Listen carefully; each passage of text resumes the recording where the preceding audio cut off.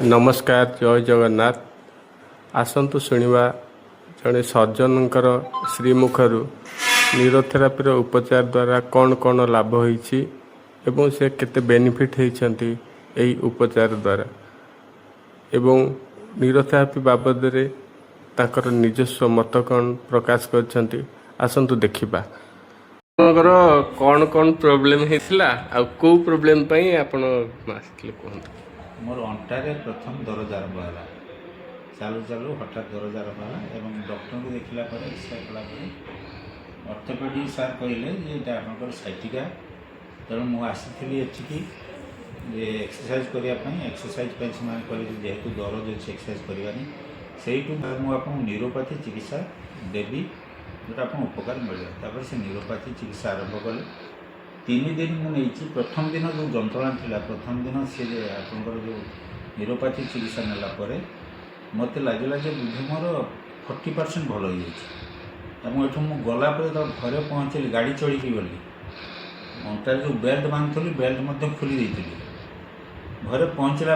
Shuili Shuey उठिला पुणी मत लगे कथा बढ़ी पुणी तापर दिन आसली 3 दिन भितर मो 50% मोर भल होगा मुझे चली पार नी बसी पार नी भल होगा जंत्रणा टोटा रही कि जंत्रणा बदल बथा है दरज है तापर मुझे 3 दिन पर छुट्टी मझे 3 दिन रहा मुझे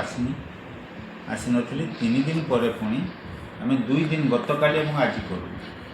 गतकाली आज भितर मुझे देखुची मोर टोटाल दिन माने दरजटा जो अच्छी से दरजटा भी बुधे आउ मोर 20% भितर अच्छी किमिति अच्छी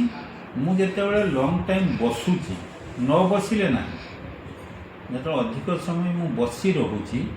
से मोर दरजटा होची नचे दरज ठिया हेले चलिले शुईले होना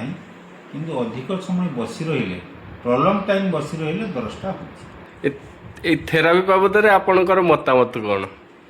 मु तो भावुँ थेरापी गोटे एमती एक थेरापी जोटा कि मनुष्य जो अनावश्यक भाव जो मनुष्य खाऊ औषध से औषधर आवश्यकता पड़ोनी जो औषध गुड़िक आम किणुचु ये थेरापी ने जनकर माने औषधर आवश्यकता पड़ो।